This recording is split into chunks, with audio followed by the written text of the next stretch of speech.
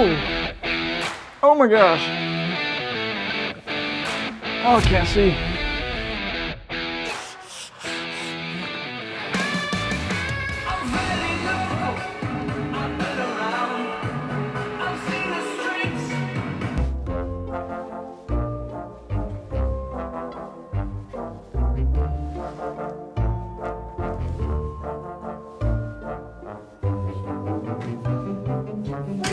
Whoa, sorry, I didn't see you there. Whoops, you okay? Anyways, I was just over here sanding something and I had some music playing in the background and the song by 21 Pilots came up. You know, that microphone's kind of cool. I never thought about it until now. Sometimes you just gotta scratch that itch, you know? I mean, it's totally useless, but I mean, you don't see one of those very often. I think I have an old wireless microphone and I'm missing the receiver, so if I can track that down, I think I might be able to make that. I also just so happen to have a set of these 20,000 lumen car headlight LEDs. The only reason I got these is because they were literally about $5 when normally these things go for about 55. Now, one of the cool parts about these LEDs is that they are really self-contained. So if you look at the actual unit here, you have, of course, your LED. You also have a heat sink, and these things are so hot and powerful that they even have their own built-in fan.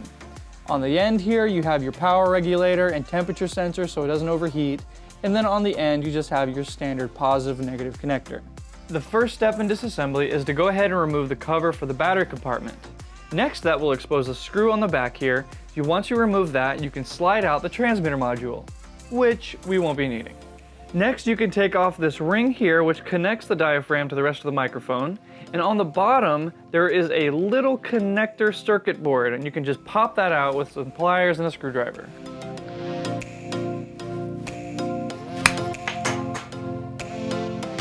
That worked.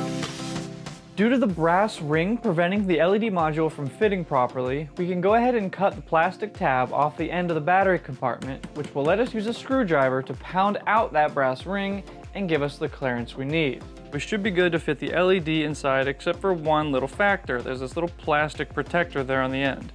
So I took the extra LED and I cleared out most of that, and I'm gonna have to dig a little channel here in the aluminum, but that should help it fit in there. You can kind of see already how much extra space that gives me.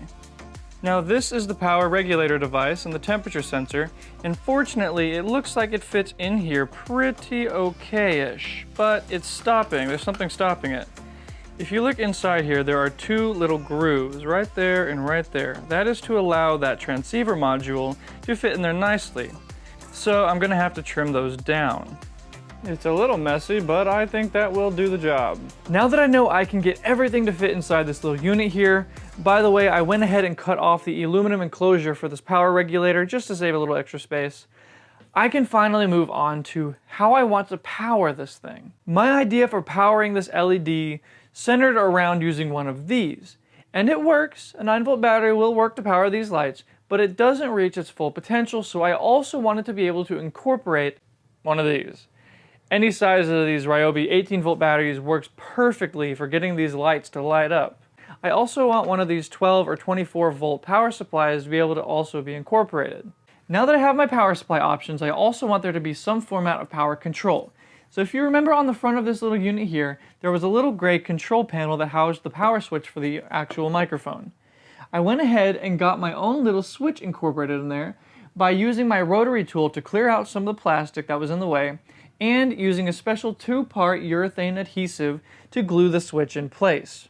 Now what I'm going to do is to solder the power supply lead from the power regulator on the LED to one side of the switch, and then solder the connector for my power supply to the other side. This will allow me to have actual power control without having to unscrew the battery compartment and disconnect the battery. It has required a lot of creative problem solving for me to get to this point, but I think I am finally through the hardest part of this project. I have the LED here on the top, I have the power switch here in the front, and I was even able to incorporate the original 9-volt power connection for the microphone. What I'm going to do next is take the cover of the battery compartment and drill out a hole in the bottom so that I can glue in a female power port so that I can power this thing externally.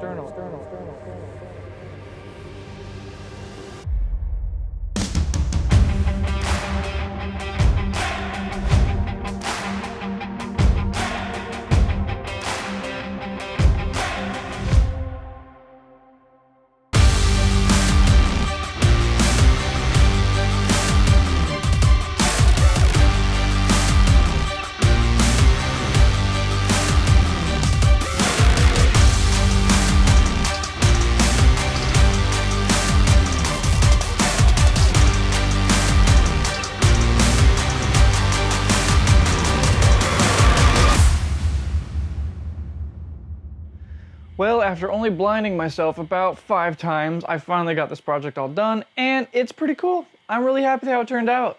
I even ended up putting the new logo for their new album they just came out with.